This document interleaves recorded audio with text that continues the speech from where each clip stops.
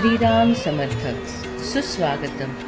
हिंदू जागृती न्यास व श्री घंटाळी देवी संस्थानच्या प्रभाते मनी या कार्यक्रमात डॉक्टर अश्विनी बापटचा सस्नेह नमस्कार. श्री ब्रह्मचैतन्य महाराज गोंदवलेकर प्रवचन. 1 जुलै.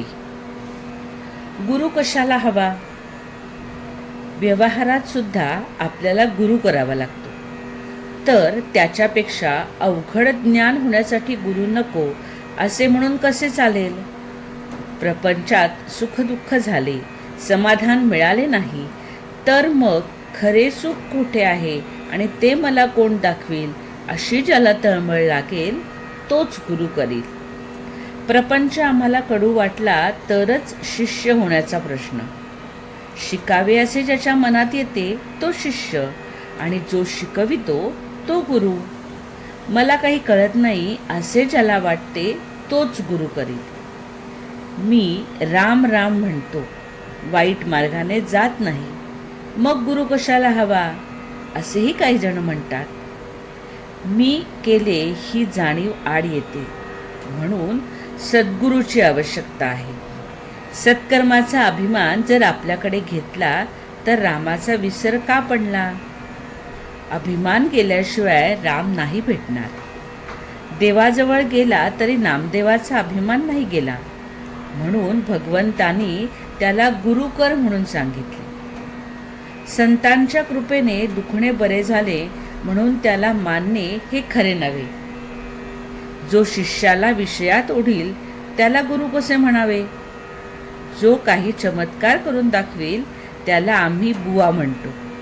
संताची परीक्षा आम्ही बाह्यांगावरून करतो.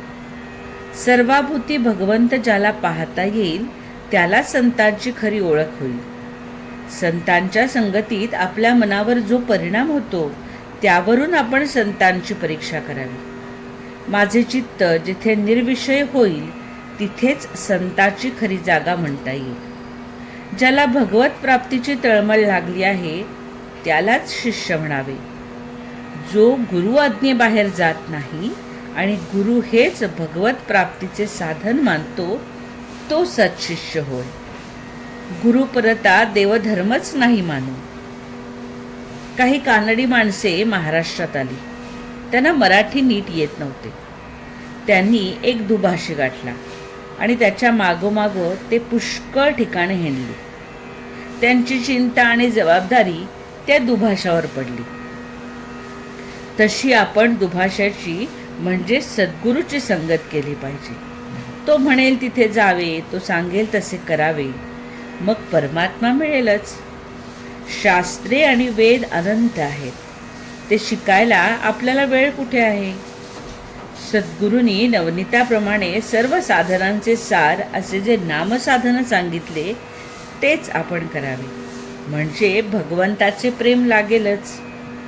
बाजारात गेल्यावर जो माल आपल्याला अनुकूल आणि माफक दराचा असेल तोच घ्यावा.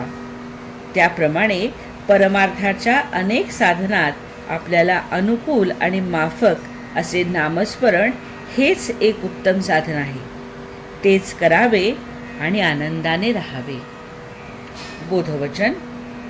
भगवंताबद्दल जिज्ञासा उत्पन्न होणे ही खरी भाग्याची गोष्ट आहे. असा जिज्ञासू शिष्य भेटला तर संताला आपले स्वतःचे सार्थक झाले असे वाटते. मंडळी, रामरायाचे आणि श्री घंटाळी देवीचे आशीर्वाद आपल्या कुटुंबावर अक्षय राहो. जानकी जीवन स्मरण. जय जय श्रीराम.